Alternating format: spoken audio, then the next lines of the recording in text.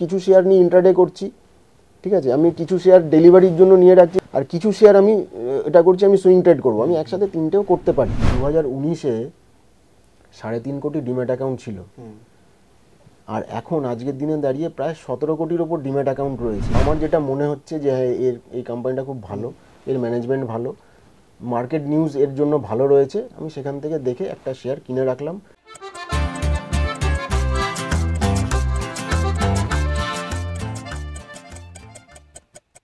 Stock মার্কেটে trading করতে চান কিংবা টার্গেট ইনভেস্টমেন্ট, তাহলে কি করা উচিত? কোন স্টক কখন কেনা উচিত? আমরা যারা সাধারণ ইনভেস্টর তাদের কাছে এটা কিন্তু সবথেকে বড় প্রশ্ন, এবং সেটা করতে গেলে ফান্ডামেন্টাল অ্যানালিসিস নাকি টেকনিক্যাল অ্যানালিসিস কোনটা করা যাবে? সবই খুব কঠিন বিষয়, সন্দেহ নেই, কিন্তু সহজ টিপস কি নেই? নিশ্চয়ই আছে। আজকে সঞ্চয় সময়ের এই এপিসোডে আমরা সেটাই জানবো সার্টিফাইড ফিনান্সিয়াল প্ল্যানার সুজন দাসের কাছ থেকে। নমস্কার সুজনবাবু, সঞ্চয় সময় আপনাকে স্বাগত। এবং আজকে তো স্টক মার্কেট নিয়ে কথা হবেই, এবং স্টক মার্কেটের সব থেকে ইম্পর্টেন্ট যে জিনিসটা সাধারণ ইনভেস্টারদের জন্য, যে কোন স্টক কখন কিনবো, এই প্রশ্ন নিয়ে আজকে আমরা মূলত কথা বলবো। কারণ আমার মনে হয় যে আমার মতন অনেকেই আছে যারা বুঝতে পারি না যে কোন স্টকটা কখন কেনা উচিত। এবার যদি আমি একদম তার আগে চলে আসি, শেয়ার মার্কেটে ট্রেডিং শুরু করার সময়টা, এই ট্রেডিং শুরু করার একদম আগে ঠিক কী করা উচিত? কোন জিনিসগুলো মাথায় রেখে দেওয়া উচিত? প্রথম যেটা মানে মাথায় রাখা উচিত, যে আমি যদি অ্যাক্টিভলি শেয়ার ট্রেডিং করি, মানে আমি সারাদিন বসে শেয়ার ট্রেডিংটাই করব, ওটাই আমার মানে ওয়ান অফ দ্য প্রফেশন হতে চলেছে, তাহলে সেক্ষেত্রে তো আমার ফান্ডামেন্টাল এবং টেকনিক্যাল অ্যানালিসিসের বিভিন্ন কোর্স আছে, NISM-এরও কোর্স আছে, সেগুলো করা এবং কোনো এক্সপার্টের কাছে একটা ট্রেনিং নিয়ে এই ব্যাপারগুলো সম্বন্ধে পরিষ্কার ধারণা তৈরি করার পরে একটা ডিম্যাট অ্যাকাউন্ট এবং ট্রেডিং অ্যাকাউন্ট খুলতে হবে কোনো ব্রোকারের কাছে গিয়ে, সেটাকে করা। এবং এক্ষেত্রে আমি একটাই সাজেশন দেব, এটাতে অনেকে দ্বিমত থাকতে পারে, যে বিভিন্ন অ্যাপ পাওয়া যায় যেগুলোতে করা বলে যে জিরো ব্রোকারেজ বা এরকম। জিরো কিন্তু ফ্রি বলে পৃথিবীতে কিছু জিনিস তো হয় না, ফ্রি কিছু নেই। ওখানে হয়তো ইন্ট্রাডে ট্রেডিং, যাই হোক এটাতে আমি পরে আসছি। তো ওখানে না করে কোনো মানে রিনাউন্ড ব্রোকারের থ্রু ইনিশিয়াল লেভেলে করাটা বেটার, কেননা ওখানে একজন গাইডেন্স পাবো আমি, ওখানে আমি লোককে জিজ্ঞেস করতে পারবো যে কোনটা ইনিশিয়াল লেভেলে, যে কোনটা কেনা ভালো, কোনটা কেনা খারাপ, কি ব্যাপার, এবং ওরা যে টিপসগুলো দেবে, যে খবরগুলো দেবে, যে শেয়ারের ইনফরমেশনগুলো দেবে কেনার জন্য, সেগুলোকে আমি যাচাই করতে পারবো, এবং কোনো কিছু কোয়ারি দরকার পড়লে আমি তাদেরকে জিজ্ঞেস করতে পারবো। কিন্তু ওই সমস্ত অ্যাপেতে আমি কিন্তু কাউকে পাবো না। তো ইনিশিয়াল লেভেলে ট্রেনিং করতে হবে এই দুটো ফান্ডামেন্টাল এবং টেকনিক্যাল অ্যানালিসিসের ওপর। বেশ, এবার যখন স্টক ট্রেডিং এর কথা উঠছেই, তখন তো অনেকগুলো ভাগ রয়েছে, ইন্ট্রাডে রয়েছে, ডেলিভারি রয়েছে, সুইং ট্রেড রয়েছে। এগুলোর বেসিক পার্থক্যকে যদি বলেন। ইন্ট্রাডেটা হচ্ছে কথাতেই পরিষ্কার, যে আমি আজকেই কিনলাম, শেয়ার মার্কেট 9:15 ওপেন হয় এবং 3:30 বন্ধ হয়, আমি আজকেই একটা শেয়ার কিনলাম এবং আজকেই আমি ওটাকে বিক্রি করে দিলাম, এটা হচ্ছে ইন্ট্রাডে। আর আমি আজকে একটা শেয়ার কিনলাম এবং আমি আমার ডিম্যাটে নিয়ে নিলাম শেয়ারটা, আমি আজকেই বিক্রি করলাম না, আমি অন্য মানে 5 দিন 7 দিন বাদে বা 2 মাস 2 বছর বাদে বেচবো, ওটাকে হচ্ছে ডেলিভারি নিয়ে নিলাম। আর এটা ইন্ট্রাডে ট্রেডিং গেল, একটা ডেলিভারি গেল। আর একটা সুইং ট্রেডিংটা হচ্ছে যেটা আমি ইন্ট্রাডে করছি না, আমি হয়তো ওটাকে কিনলাম, আমি 7 দিন কি 2 সপ্তাহ কি 1 মাস বাদে আমি ওটাকে প্রফিট পাবো, আমি তখন ওটাকে সেল করে দেবো। তো আমি একটা সুইংয়ের মধ্যে যাচ্ছি, একটা মানে স্মল ইন্টারভ্যালের মধ্যে আমি শেয়ারটাকে সেল করে দেবো, ওই হিসাবে মানে ট্রেড করছি। মানে তিনটে যে আলাদা আলাদা ধারা বলবো, আলাদা স্টাইল, এইটা মানে এক একজন ইনভেস্টরের জন্য এক একটা স্যুট করে। মানে প্রত্যেকে তো একজন তো সবকিছু করতে পারবে না নিশ্চয়ই। না, করতে পারে। ধরুন আজকে ওই যে বললাম, আমি যদি সারাদিন আমি শেয়ার যে টার্মিনালটা হয় সেটাতে আমি বসে আছি, আমি ওটাকেই ভেবেছি আমার রোজগারের উপায় করব, তো সেক্ষেত্রে আমি একটা কিছু শেয়ার নিয়ে ইন্ট্রাডে করছি, ঠিক আছে, আমি কিছু শেয়ার ডেলিভারির জন্য নিয়ে রাখছি, এটা আমার লং টার্মের জন্য আমি রাখছি, আমার ভবিষ্যতের জন্য বা 4-5 বছর 10 বছরের জন্য। আর কিছু শেয়ার আমি এটা করছি আমি সুইং ট্রেড করবো, আমি একসাথে তিনটেও করতে পারি যদি আমি, কিন্তু সেক্ষেত্রে আমাকে সারাক্ষণ ওটাতে আমাকে প্রফেশন হিসেবে নিতে হবে। এমনি কোনো ইনভেস্টার কোনো ব্রোকারের অ্যাডভাইসে যদি এটা করতে চায়, আমার মতে সেটা ঠিক হবে না, কেননা ইনভেস্টারের পার্সপেক্টিভে ঠিক হবে না, কেননা ব্রোকার যে আছে সে কিন্তু কিনলেও ব্রোকারেজ আসবে, বেচলেও ব্রোকারেজ আসবে, সেই জন্য সে চাইবে একটা ইনভেস্টারকে যত বেশি সংখ্যক কেনা বেচা করানোতে, এবং সেটা ইনভেস্টারকে বুঝতে হবে যে আমি সেটা কতটা করব। সেই জন্য বললাম ফুল যদি আমি সারাক্ষণ ওটাকেই প্রফেশন হিসেবে নিই, তাহলে আমি তিনটেই একসাথে করতে পারি। এবার যদি একদম নতুন নিউ ট্রেডার যারা একদম নতুন যারা এসছেন তাদের জন্য কথা বলি, তারা কোন ধরনের ট্রেডিং করবে? মানে তারা যখন কেউ যদি প্রথমে মার্কেটে এসছেন, শেয়ার মার্কেটে তারা ট্রেডিং করবে বলে এসছেন, তাদের তাহলে কি মাথায় রাখা উচিত? তাদের হঠাৎ করে কি মানে ইন্ট্রাডে বা সুইং ট্রেডে ঝাঁপিয়ে পড়া উচিত, নাকি ডেলিভারিটা তাদের জন্য বেটার? ইনিশিয়াল লেভেলে যাকে একেবারে নতুন যদি হয়, আমার মতে সেক্ষেত্রে তার ডেলিভারিতে যাওয়াটাই বেটার। কেননা ইন্ট্রাডে করলে, আমি আমার ব্যক্তিগত অভিজ্ঞতা থেকে বলতে পারি, ইন্ট্রাডে করলে মানে ওটা অনেকে বলে, কিন্তু সেটা সত্যি কথা বলে বলে মনে হয় না যে প্রত্যেক দিন আমি 200 থেকে 500 টাকা রোজগার করছি। অতটাই যদি সোজা হতো তাহলে আমরা তো ওইটাই করতাম সারাদিন বসে, তাই না? তো ইন্ট্রাডে ট্রেডিংয়ে একটা পিরিয়ডের পরে কিন্তু লসই হয়। প্রথম একদিন দুদিন প্রফিট হতে পারে, তারপরে কিন্তু প্রফিট হওয়া খুব মুশকিল। আর একটা শেয়ার আমি কিনলাম সকালবেলা, আমি 9:30 বা 10টার সময় একটা শেয়ার কিনলাম সাপোজ 80 টাকায়, আমাকে বলেছে ওটা 90 টাকা গেলেই সেল করে দেবে, কিন্তু ওই 90 টাকা হয়তো সারাদিনে গেল না। সারাদিন আমি যদি অন্য কোনো প্রফেশনের সাথে যুক্ত থাকি, আমার সারাদিনের মানে চিন্তা চলে যাবে ওর পেছনেই, দুশ্চিন্তায় আমি ভরে থাকবো। তো যারা নতুন মানে স্টুডেন্ট বলো বা যদি কোনো যে কোনো বয়সেই হোক, যে নতুন শেয়ার মার্কেটে আসছে, তার কি প্রথমে একটু প্রফিট পেলে সে ইন্টারেস্ট পাবে, তাহলে সে লং টার্ম শেয়ার মার্কেটে থাকবে, তাতে মার্কেটেরও প্রফিট, তারও প্রফিট। তো সেক্ষেত্রে একটা ভালো শেয়ার নিয়ে রাখলো 2 মাস 4 মাস 6 মাস কি 1 বছর, ওটা বাড়লো, সেল করে দিল, প্রফিট পেলো, সে আনন্দ পেলো, তারপরে আবার গেল।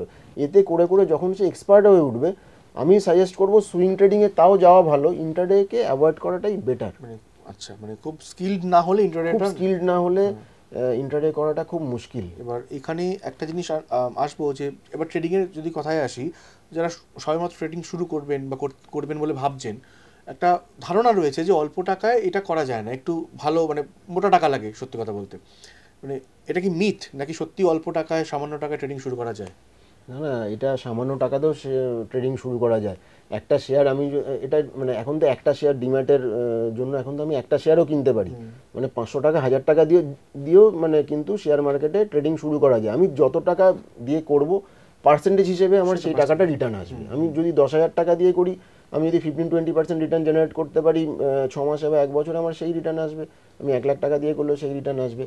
একটা ক্ষেত্রে হয় বেশি টাকা লাগে, সেটা হচ্ছে পিএমএস, পোর্টফোলিও ম্যানেজমেন্ট সার্ভিস। সেখানে আমার একজন এক্সপার্ট রয়েছে, সে আমার পোর্টফোলিও, সে 30-40টা শেয়ারের একটা পোর্টফোলিও করে দিয়ে আমাকে প্রফিট করে দেবে। সেক্ষেত্রে মিনিমাম এখন যেটা রেঞ্জটা রয়েছে, মিনিমাম 50 লাখ রুপিস লাগে। আর স্মল কেস বা এরকম টাইপের ছোট ছোট যে স্মল পিএমএস টাইপের আছে, সেগুলোতে কোথাও 2 লাখ টাকা, কোথাও 2.5 লাখ টাকা, কোথাও 5 লাখ টাকা দিয়ে ওটা মিনিমাম করতে লাগে। কিন্তু যদি আমি ইন্ডিভিজুয়াল লেভেলে, আমি একটা ডিম্যাট অ্যাকাউন্ট ওপেন করলাম, ট্রেডিং অ্যাকাউন্ট ওপেন করলাম কোনো ব্রোকারের কাছে গিয়ে, আমি ভাবলাম যে আমার কাছে তো 1000 টাকাই রয়েছে, তো আমি 1000 টাকা কোনো একটা শেয়ার কিনে নিতে পারি, যেগুলো 70-80 টাকা, 100 টাকা, 200 টাকা, 500 টাকায় শেয়ার চলছে, সেগুলোর আমি যে কোনো একটা শেয়ারই কিনে রাখতেই পারি। এটার কোনো ওরকম ব্যাপার নেই। স্টক কিনবো যখন ভাবছি আমরা, তার আগে ভাবছি যে কোন স্টক কিনবো, কি কি দিক বেছে আমরা স্টক কিনবো? হ্যাঁ, যেটা হচ্ছে যে বললাম, যেটা মোটামুটি 6000-এর ওপরে শেয়ার মার্কেটে লিস্টেড স্টক, তার মধ্যে থেকে যদি আমাকে বেছে নিতে হয় যে আমি যে 20 থেকে 25টা স্টকের বেশি একজন ইন্ডিভিজুয়ালের ইনভেস্ট করা উচিত না, কেননা এরপরে সে ট্র্যাক রাখতে পারবে না যে কোন স্টকটা কখন ডিলিস্টেড হয়ে গেছে। আমার কাছে যদি 70-80 খানা শেয়ারের আমি পোর্টফোলিও বানালাম, তার মধ্যে 4-5টা স্টক কখন ডিলিস্ট হয়ে গেছে আমি জানিই না, তো সেই হ্যান্ডেল করা মুশকিল হয়ে যায়। তো সেটা করতে গেলে ওই screener.in একটা ফ্রি সফটওয়্যার আছে, ওখানে গিয়ে যদি আমি কয়েকটা 4-5টা ক্রাইটেরিয়া দিই, ঠিক আছে, যে আমার ROC, return on capital equity, P ratio, net sales, net profit, এইগুলো হাই যদি আমি ওখানে দিলাম, ওখানে আমার কাছে, এবং আমি সেক্টর চুজ করে দিলাম যে যে সেক্টরগুলোর আমার পছন্দ, এনার্জি, ব্যাংকিং, ফাইন্যান্সিয়াল, আইটি, এই সেক্টরগুলো চুজ করে দিলে ওখানে চলে আসলে আমি সেখান থেকে এবার রিসার্চ করা শুরু করলাম যে ঠিক আছে, আমি এখানে আমার কাছে 70-80টা শেয়ারের নাম এসছে, আমি এখান থেকে 20-25-30টা শেয়ারের উপরে আমি রিসার্চ করব। রিসার্চ কি, যে সেই কোম্পানির যে শেয়ার রয়েছে সেখানে প্রোমোটারের হোল্ডিং কতটা রয়েছে। এই প্রোমোটারের হোল্ডিং 50-60-70% আছে, তার মানে সেই শেয়ারটা ভালো। প্লাস ওখানে ফরেন ইনস্টিটিউশনাল ইনভেস্টারের কতটা, মানে এফআইআই এর কতটা ইনভেস্টমেন্ট রয়েছে, আর ডিআইআই মানে ডোমেস্টিক ইনস্টিটিউশনাল ইনভেস্টারের কতটা পোর্শন রয়েছে, এগুলো দেখা, মিউচুয়াল ফান্ডের কতটা ওখানে ইনভেস্টমেন্ট রয়েছে, মিউচুয়াল ফান্ড হাউসগুলোর, এগুলো দেখার পরে, এবং যেটা হয়, 2 রকমের অ্যাপ্রোচ আছে কোনো একটা শেয়ারকে চুজ করার, একটা হচ্ছে টপ ডাউন আর একটা বটম আপ। টপ ডাউন মানে হচ্ছে আমি তিনটে ভাগ আছে, প্রথম হচ্ছে economy, sector, company. Top down মানে হচ্ছে আমি ওপর থেকে যদি দেখি যে ইকোনমি আগে দেখলাম যে আমাদের দেশের ইকোনমি ভালো, স্টেবল এবং গ্রোয়িং ইকোনমি, কোনো ওটা নিয়ে কোনো ডাউট নেই।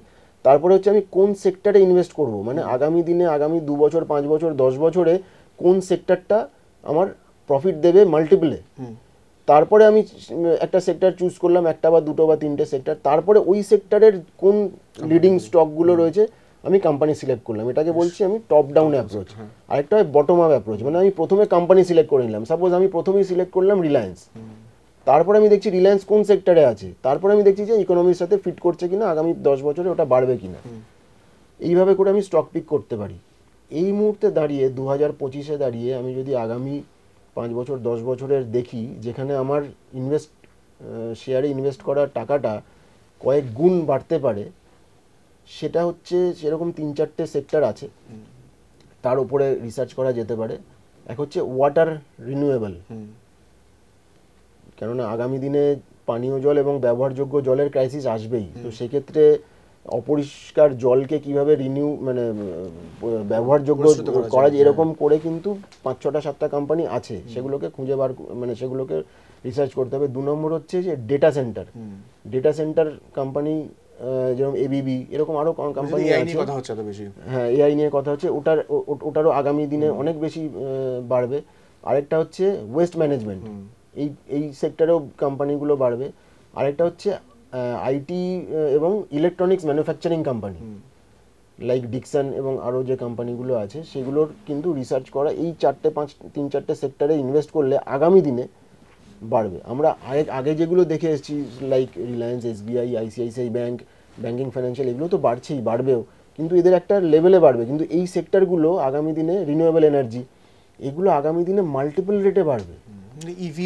ইভি বা ব্যাটারি, এই 5-6টা সেক্টর কিন্তু আগামী দিনে মানে বহু গুণে বাড়বে, মানে পার্সেন্টেজে বাড়বে না। মানে এখন যেটা বললাম যে এখন অনেক সময় আলোচনায় আসতো যে এফএমসিজি গুডস, যেগুলো এফএমসিজি সেক্টর, যেগুলো রেগুলার নিত্যনৈমিত্তিক জীবনে লাগে, কেমন কোম্পানি স্টক কিনলে সেটা কখনো মার খাবে না, যেটা বাংলায় যেটা বলা হয় সাধারণ ভাষায়। এটা কি ঠিক? মানে একদম শুরুতে একটা মেথড ছিল আমার মনে হয়, অনেকে বলে বিভিন্ন জায়গায় যখন আলোচনা হয়, সব জায়গায় যে সার্টিফাইড লোকজন বলেন এমন নয়, সেই কারণে আপনাকে জিজ্ঞেস করা যে মানে সকালবেলা থেকে রাত্রিবেলা পর্যন্ত যে ব্যবহারযোগ্য জিনিস দেখা যাচ্ছে ইউজ করছেন, তার যে কোম্পানিগুলো রয়েছে সেগুলো স্টক কিনে রাখলে নাকি সেটা ভবিষ্যতের জন্য ভালো। এটা কি সত্যি প্র্যাকটিক্যাল অ্যাপ্রোচ? একদমই। এটা বিশেষ করে যারা নতুন ইনভেস্টমেন্ট করছে, যারা বেশি খুব একটা রিস্ক নিতে চায় না, তো সেরকম প্রচুর কোম্পানি রয়েছে যাদের প্রোডাক্ট আমরা ডেইলি বেসিসে ইউজ করছি। তো সেই সমস্ত, এবং তারা ম্যাক্সিমামই লার্জ ক্যাপ, ম্যাক্সিমাম তারা লার্জ ক্যাপ হয়ে গেছে। তো সেই কোম্পানিগুলোতে শেয়ার কিনে রাখলে একটা ডিভিডেন্ড, বোনাস এই পেতে পেতে আমি মোটামুটি 20-25% রিটার্ন একটা এক্সপেক্ট করে টাকা বাড়তেই পারে, আমার করা উচিত। এটা একদম ঠিক কথা। এবার যখন এই স্টক চুজ করা নিয়ে কথাটা আসছে, তখন ফান্ডামেন্টাল অ্যানালিসিস এবং টেকনিক্যাল অ্যানালিসিস দুটো ভাগের কথা শোনা যায়। তাহলে তো আপনি যেগুলো বলছেন সেগুলো তো তার একজন সাধারণ ইনভেস্টরকে এই দুটো সম্বন্ধে কিছুটা অন্তত পড়তেই হবে, মানে জানতেই হবে। হ্যাঁ, মোটামুটি জানতেই হবে। বিশেষ করে যখন আমি সুইং ট্রেডিং বা ইন্টারডে ট্রেডিংয়ে যদি যাই, সেক্ষেত্রে তো টেকনিক্যাল অ্যানালাইসিসই মাস্ট। সেখানে ফান্ডামেন্টালের থেকেও আমার টেকনিক্যাল অ্যানালাইসিস বেশি লাগবে ইন্টারডে ট্রেডিংয়ের ক্ষেত্রে, সুইং ট্রেডিংয়ের ক্ষেত্রে। যে ওখানে আমার চার্ট প্যাটার্নগুলো বুঝতে হবে, ওখানে আমার মুভিং অ্যাভারেজ, যে 200 moving average, 500 moving average, EMA যেটাকে বলে, তার মানে কি 200 দিনের যে অ্যাভারেজ প্রাইস ব্যান্ড, তার থেকে নিচে চলছে না ওপরে চলছে, চার্ট প্যাটার্নগুলো কি বলছে, ক্যান্ডেলস্টিক কি বলছে, সেই অনুযায়ী আমাকে দেখে ওখান থেকে এগুলোকে বের করতেই হবে। আদারওয়াইজ কোনো মানে ট্রেডিংয়ের ক্ষেত্রে টেকনিক্যাল অ্যানালাইসিস শেখাটা মাস্ট, কম্পালসারি। আমি এখানে কয়েকটা টার্ম বলবো, কিছু পিবি রেশিও, পিই রেশিও, আরও বিভিন্ন রকম যে টার্ম রয়েছে, এইগুলো তথ্য পাওয়া যায়, কিছু ডিজিট পাওয়া যায়। এই ডিজিটগুলো দেখে নিতে বলা বিভিন্ন জায়গাতে, এবার সেগুলো মুখস্থ করা এবং তার মানে অঙ্ক করাটা খুব টাফ। সাধারণ ইনভেস্টরের কথা আমি একদম বলছি। এগুলো কতটা প্রয়োজনীয় যে কোনো একটা স্টক বাছার জন্য? হ্যাঁ, এই টার্মগুলো তো অবশ্যই জানা দরকার। যেরকম আমি আগেও বললাম যে 5-6টা ক্রাইটেরিয়া মিনিমাম আমাকে ওই স্ক্রিনারের মানে স্টক ফিল্টার করার জন্য দিতেই লাগে। পি রেশিও তার মধ্যে অন্যতম। পি রেশিও মানে হচ্ছে আমার total stock price divided by EPS, earning per share দিয়ে করলে আমার পি রেশিওটা বেরোচ্ছে। তো পি রেশিওটা হচ্ছে যত বেশি হবে, তার মানে সেই স্টকটা তত ওভার ভ্যালুড। আচ্ছা। আর কম মানে হচ্ছে একটা লেভেলের নিচে কম মানে আন্ডার ভ্যালুড। এবার আন্ডার ভ্যালুড শেয়ারই যে আমি সবসময় নেব, নিলেই যে আমার সেটা পরে বাড়বে, বা ওভার ভ্যালুড স্টক নিচ্ছি মানে সেটা অনেক বেশি ওভার ভ্যালুড চলছে আর বেশি বাড়বে না, এগুলো কিন্তু আগের মতো এর সাথে আরও ক্রাইটেরিয়াগুলোকেও ম্যাচ করাতে হবে, like PB ratio, like ROC, return on capital equity, এগুলোকে আমাকে দেখতে হবে। দেখার পরে আমাকে কিন্তু এই স্টকটাকে সিলেক্ট করতে হবে। মানে প্রত্যেকটা রেঞ্জগুলো দেখে দেখে যেরকম বলা হয়েছে এবং রেঞ্জগুলো থেকে সিলেক্ট করতে হ্যাঁ, হবে। এগুলো ওই যে বললাম ওখানে দিয়ে দিলেই অটোমেটিক্যালি ও ফিল্টার করে নিয়ে চলে আসবে। তার জন্য আমার পি ক্যালকুলেশন বা ইপিএস ক্যালকুলেশন বা আরওসি ক্যালকুলেশনগুলো জানার দরকার পড়বে না, আচ্ছা। সেটা না করলেও চলবে। বেশ, এবার যদি এর সঙ্গে আরেকটা জায়গায় আপনি বারবার বললেন চার্টের কথা, ক্যান্ডেল স্টিক প্যাটার্ন বা চার্ট প্যাটার্ন, এটা কতটা ইম্পর্টেন্ট, এবং এটা শেখাটা কিন্তু খুব কঠিন, কারণ সবাই বিভিন্ন সময় দেখায় যে অমুক জায়গাতে উঠলে এখানে ব্রেক করছে, তার মানে বিষয়টা এরকম। সোশ্যাল মিডিয়াতে প্রচুর এরকম রয়েছে ভিডিও, কিন্তু সেটা তো নিজে হাতে করাটা খুব, যে প্রথম দেখছেন তার পক্ষে তো ওটা দেখে বোঝাটা খুব অসম্ভব, চার্ট প্যাটার্নটা ক্যান্ডেলস্টিকটা দেখে।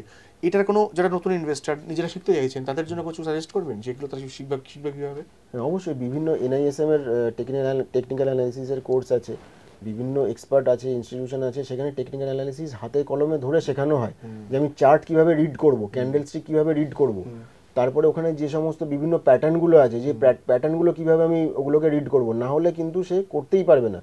সাপোজ আমি একটা শেয়ার 100 টাকায় কিনলাম, ঠিক আছে, এবার আমি দেখলাম ওটা 200 টাকা হয়ে গেছে, তার মানে আমি ভাবছি হয়তো ডবল হয়ে গেছে শেয়ারের দামটা, আমি এবার সেল করব, আরও কি বাড়তে পারে। তারপরে দেখলাম ওটা যে পরের দুদিন ধরে শেয়ারের দামটা পড়ছে, 200 থেকে কমতে কমতে 170-এ চলে এসছে, আমি ভয় পেয়ে গিয়ে ওটাকে বিক্রি করে দিলাম। কিন্তু যদি আমি চার্টে গিয়ে দেখা যায় যে ওর সাপোর্ট অ্যান্ড রেজিস্ট্যান্স লেভেল কোনটা আছে, যেহেতু রেজিস্ট্যান্স লেভেলটা ছিল 200, ও যদি 200 পার করে যেত তাহলেও কিন্তু 300 চলে যেতে পারতো, আর ওদিকে নিচে নিচে সাপোর্ট লেভেলটা হয়তো ওই 170-ই ছিল, 170-এর নিচেও নামবে না। কিন্তু আমি যেহেতু ওটা জানি না, যেহেতু আমি চার্ট ট্রেডিংটা শিখিনি বা টেকনিক্যাল অ্যানালিসিস শিখিনি, তো আমি ওখানে ভয় কি করলাম, 170-ই সেল করে দিলাম, তারপরে ওটা বেড়ে গেল এবং 200 রেজিস্ট্যান্স পার করে গিয়ে 300 চলে গেল। তো ওই জন্য ট্রেডিংয়ের ক্ষেত্রে আমাকে টেকনিক্যাল অ্যানালিসিস জানতেই হবে, সাপোর্ট রেজিস্ট্যান্স কোথায় আছে, এই সমস্ত প্যাটার্নগুলো জানতে হবে। এবার তাহলে আমি যেহেতু অনেকে তো তারা ট্রেডিং এর রেগুলার ট্রেড করছেন না, ইনভেস্টমেন্টের কারণে কিনছেন, যে কিনে রেখে দিচ্ছেন দীর্ঘদিন 5-6 বছর 10 বছরের জন্য রেখে দিচ্ছেন, তার জন্য ডিভিডেন্ডের প্ল্যান করছেন বা কিছু, যারা ইনভেস্টমেন্টের কারণে স্টক কিনবেন তাদের, মানে ধরুন কিছুই জানেন না তিনি, তার জন্য কোন স্টক কেনা উচিত একদম প্রাইমারি ভাবে, সেটা আপনি কোনো টিপস দেবেন তার জন্য? সেক্ষেত্রে ইনিশিয়াল লেভেলে লার্জ ক্যাপ স্টকেই যাওয়া উচিত, যে প্রথম যে বড় কোম্পানিগুলো রয়েছে, এবং তার মধ্যে যেটা আপনি একটু আগে আমরা আলোচনা করেছিলাম যে প্রোডাক্টগুলো আমরা ডেইলি বেসিসে ইউজ করছি, সেখান থেকে যদি আমি মানে দেখে নিয়ে, এবং কিছু কিছু হয়, আমার একটা অভিজ্ঞতা রয়েছে, আমার একজন ইনভেস্টারই উনি আমাকে বলেছিলেন যে কিছু কিছু না আমরা নাম জানি, কোম্পানিটা জানি, লাইক মারুতি হোক বা টাটা মোটর হোক বা মোবাইল বা যে কোনো কিছু এফএমসিজি কোম্পানি হোক, সে বলে ওই কোম্পানিটা কিনলেই আমার কিন্তু ভালো প্রফিট হয়, একটা কোর কম্পিটেন্স যেটাকে বলে, যে আমি আর কিছু জানি না, আমি ওই এমআরএফ এর শেয়ার কিনলে আমার প্রফিট হয়, ওটা আমার খুব ভালো কাজে দেয়, এরকমও কিন্তু একটা ব্যাপার আছে, সেটাতেও কিন্তু লোকে করতে পারে। তবে সেটা যার যেটাতে মানে একটা বিশ্বাস জন্মায় যে আমি এটা কিনবো। সাপোজ অনেকে আছে রিলায়েন্স, কেউ এসবিআই, এরকম ভালো কোম্পানির শেয়ার যেগুলো কিনা বহু বছর ধরে টেস্টেড রয়েছে, ইনিশিয়াল লেভেলে তাদের সেগুলোতে করা উচিত। আস্তে আস্তে যখন সে ইনভেস্ট করতে করতে 1 বছর 2 বছর একটু এক্সপিরিয়েন্স হচ্ছে মার্কেটে, তখন সে একটু মিড ক্যাপ শেয়ারে গেল, একটু স্মল ক্যাপে গেল, বা তারপরে যেটা বললাম যে আগামী দিনে যে সমস্ত সেক্টরগুলো ভালো গ্রো করবে সেই সেক্টর থেকে চুজ করে নিয়ে গেল, রিসার্চ করে সেখানে ইনভেস্ট করলো, সেইভাবে করা উচিত।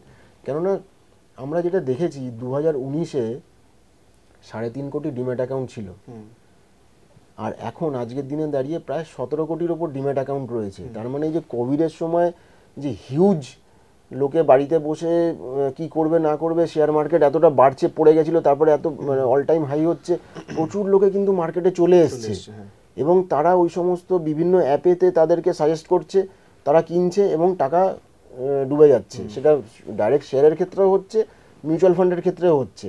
ওই লাস্ট 1 ইয়ার, লাস্ট 6 মান্থসের রিটার্ন দেখে তারা সেই সমস্ত জায়গায় ইনভেস্ট করে ফেলছে। এবার যে জিনিসটা আমাকে, মানে আমরা যেরকম যখন গাড়ি চালাই, আমরা তো রিয়ার মিরারে দেখে তো গাড়ি চালাই না, আমরা তো সামনের দিকে তাকিয়েই চালাই। তো যেটা 6 মাস আগে, 1 বছর আগে, 2 বছর আগে রিটার্ন দিয়েছে, এটা জরুরি নয় যে আগামী দিনেও সেই শেয়ারটা বা সেই মিউচুয়াল ফান্ডেই ভালো রিটার্ন দেবে। সেটার জন্য আমাদেরকে চুজ করতে হবে, হয় নিজেরা পড়াশোনা করে নিজেরা সময় দিয়ে করতে হবে, না হলে কোনো কোয়ালিফাইড অ্যাডভাইজারের কাছ থেকে সেটাকে জেনে বুঝে তারপরে সেখানে করতে হবে। এবং এই যে হিউজ মানে 3.5 কোটি থেকে প্রায় 17-18 কোটি এতগুলো লোক যে মার্কেটে এসে গেছে, এদেরকে যদি আমরা ঠিকমতো গাইড করে ধরে না রাখতে পারি মার্কেটে, এরা কিন্তু মার্কেট থেকে বেরিয়ে যাবে। কেননা আজকে শেয়ার মার্কেট মানে যখন কোনো এই যে গ্লোবাল ক্রাইসিস, কদিন আগে যে ট্রাম্প বিভিন্ন ট্যারিফ চালালো, তাতে করে এফআইআইরা অনেক টাকা কিন্তু মার্কেট থেকে বার করে নিয়েছে। তারপরেও আমাদের ইন্ডিয়ান শেয়ার মার্কেট পড়েনি কেন? তার অন্যতম কারণ হচ্ছে প্রত্যেক মাসে এসআইপির থ্রু 26,000 কোটি টাকা বা 28,000 কোটি টাকার মতো এসআইপি ইনভেস্টমেন্ট প্রত্যেক মাসে মার্কেটে ইনভেস্ট হচ্ছে, যেটা আমরা এই যে সাধারণ লোকেরাই আমরা ইনভেস্ট করছি এসআইপির থ্রু। সেই জন্য শেয়ার মার্কেট কিন্তু পড়ছে না। তো আমাদের একটা ডোমেস্টিক স্ট্রেংথ রয়েছে। তো এদেরকে যদি ঠিকমতো গাইড না করি, আজকে এই নানা রকম কারণে মার্কেট যখন নেমে যাচ্ছে তখন তারা এসআইপি বন্ধ করে দিচ্ছে, শেয়ার লসে বেচে দিচ্ছে। এইটাকে তো আটকাতে হবে। এটা আটকানোর জন্য এই বেসিক জিনিসগুলো লোককে জানতেই হবে। তার জন্য একটা প্রপার গাইডেন্স দরকার। ওই শুধুমাত্র অ্যাপের থ্রু গেলে তারা কেন, ওখানে কোনো মানুষ নেই, ওখানে কোনো লোক নেই। আজকে যদি কোনো আমার সাজেশন বা কিছু দরকার পড়ে, আমি ফোন করে কাউকে জিজ্ঞেস করতে পারবো না ওখানে যে আমার এটা কি হবে, কি করা উচিত, তাই না? তো সেই ক্ষেত্রে এইভাবে গেলে, ইনভেস্ট করলে জেনে বুঝে করলে অনেক বেটার হয় এবং একটা গাইডেন্সের মধ্যে থাকলে বেটার হয়। আপনি গাইডেন্সের কথা বললেন বলে একদম শেষে এসেছি আমরা প্রোগ্রামের। আমরা একটা কোয়েশ্চেন করবো। প্রথমে যেহেতু আমরা ইন্ট্রাডে, ডেলিভারি বা সুইং ট্রেডের কথা বললাম, একটা জিনিস আমি এড়িয়ে গেছি, কথাতে আসেনি, কিন্তু আমি জিজ্ঞেস করছি এই কারণে, এফএনও ফিউচার অ্যান্ড অপশন নিয়ে এখন বহু কথা হচ্ছে এবং চটজলতি না, কোনো কোনো ক্ষেত্রে আমার অন্তত মনে হয়েছে লোভ দেখানো হচ্ছে যে খুব কম সময় বড়লোক হওয়ার রাস্তা, এবং এই জিনিস এইটা তো, এবং এটা আরও টাফ টেকনিক্যালি যদি দেখা যায়। তো এফএনও নিয়ে আপনার সতর্কবার্তা রয়েছে? অবশ্যই রয়েছে। সাধারণ ইনভেস্টারের ক্ষেত্রে এফএনও হচ্ছে সবচেয়ে চটজলদি টাকা ক্ষতি করার রাস্তা, বড়লোক হওয়ার রাস্তা নয়। কেন? ওটা একটা স্পেশালাইজ সেকশন, স্পেশালাইজ জিনিস। ওটার নিজস্ব একটা আলাদা সমুদ্র রয়েছে, ঠিক আছে? ওটা শেয়ারে আমি যেটা বললাম তাও 4-5টা ক্রাইটেরিয়া দিলে, স্ক্রিনারে দিলে আমি ফিল্টার করে 100টা শেয়ার নিতে পারি, সেখান থেকে আমি 20-25টা শেয়ার বার করতে পারি। এফএনও কিন্তু একটা ডিফারেন্ট বল গেম। ওখানে প্রচণ্ড রকমের এক্সপার্টাইজ না হলে এবং সারাক্ষণ ওটা নিয়ে পড়ে না থাকলে প্রফিট করা যাবে না। লস অনেক বেশি, অনেক বেশি, অনেক বেশি। তো ওটা যারা বলেন, আমার মনে হয় এটা ঠিক কথা নয়। এফএনও হচ্ছে চটজলদি টাকা লস করা, এবং আমার যা রয়েছে তার 10 গুণ টাকা লস করার সহজ উপায়। বেশ, আমি পুরো প্রোগ্রামে যতটা আলোচনা হলো সব মিলিয়ে, সব বিষয়টা নিয়ে আপনাকে যদি বলি একদম লাস্ট, যে আপনি যদি বেছে 3টে বা 4টে পয়েন্ট বলেন যে ঠিকমতো স্টক চুজ করার জন্য, আপনি তো টেকনিক্যাল অ্যানালিসিস, স্ক্রিনারের কথা বললেন, তাছাড়া আর কিছু পয়েন্ট রয়েছে যেগুলো একদম প্রথমে মাথায় রাখতে হবে স্টক চুজ করার আগে? একদম বেসিক পয়েন্ট কিছু আছে? একদম বেসিক পয়েন্ট হচ্ছে যেটাই, যে আমি যে কোম্পানির নামগুলো জানি, লার্জ ক্যাপ কোম্পানি, যেগুলোর প্রোডাক্ট আমি চারপাশে চোখের সামনে আশেপাশে দেখছি, সেখান থেকে ভালো আমার যেটা মনে হচ্ছে যে হ্যাঁ এই কোম্পানিটা খুব ভালো, এর ম্যানেজমেন্ট ভালো, মার্কেট নিউজ এর জন্য ভালো রয়েছে, আমি সেখান থেকে দেখে একটা শেয়ার কিনে রাখলাম। কিনে টেস্ট করে দেখছি আগামী 6 মাস 1 বছর, দেখলাম যে হ্যাঁ ভালো চলছে সব কিছু। ওটা ওই শেয়ারটার ব্যাপারে আমি একটু খোঁজ খবর নিচ্ছি, সোশ্যাল মিডিয়াতে হোক, নিউজ পেপারের থ্রু হোক, জেনে আমি তারপরে আস্তে আস্তে একটার জায়গায় 2টো করলাম, 3টে করলাম, 4টে করলাম, একদম ইনিশিয়াল লেভেলে। এইভাবে স্টক মার্কেটে ঢোকাটা অনেক বেটার। দুমদাম করে এর ওর তার কে কি বললো, মানে ব্রোকার বললো, আমি নামই শুনিনি শেয়ারটার, কিন্তু দেখছি খুব বাড়ছে, যে লাস্ট 10 দিনে 10 টাকার শেয়ার 30 টাকা হয়ে গেছে, 3 গুণ বেড়ে গেছে, আমি এবার করলাম ইনভেস্টমেন্ট। ওইভাবে করে কিন্তু একদম শিওর শট টাকা আটকে যাবে এবং ডিসহার্টেন হবেন। তার থেকে নিজের বুদ্ধি লাগিয়ে, নিজে ভেবে, নিজের আশপাশে যে সমস্ত জিনিস আমরা ব্যবহার করছি সেখান থেকে যে কোনো একটা কি 2টো বেছে নিয়ে সেখানে টাকায়, অল্প টাকা ইনভেস্ট করুন, সেগুলোকে নিয়ে একটু খোঁজখবর রাখুন সেই কোম্পানিগুলোর ব্যাপারে, দেখে আস্তে আস্তে করে ধীরে ধীরে এগোন, এবং কোনো এক্সপার্ট কারোর অ্যাডভাইস নিন। থ্যাংক ইউ এতটা সময় দেওয়ার জন্য এবং পরিষ্কার করে বুঝিয়ে দেওয়ার জন্য কীভাবে স্টক চুজ করতে হয়। এতক্ষণ ধরে আমরা যেটা শুনলাম, শেয়ার ট্রেডিং করতে গেলে প্রথমে নেমেই স্টকটা কীভাবে চুজ করবেন, তার জন্য কী পদ্ধতিতে কাজ করতে হবে সেটাও শুনলাম, এবং সবথেকে মূল বিষয় যেটা, স্টক বাছাই করা এবং সেটা কেনা, এর মাঝখানে কিন্তু সেটা নিয়ে গবেষণা করার প্রয়োজন। ঠিকমতো না পড়াশোনা করলে, ঠিকমতো না জানলে কিন্তু ভবিষ্যতে লাভের তুলনায় ক্ষতি হওয়ার সম্ভাবনা বেশি থাকছে। দেখতে থাকুন সঞ্চয়ের সময় @এই সময় অনলাইন।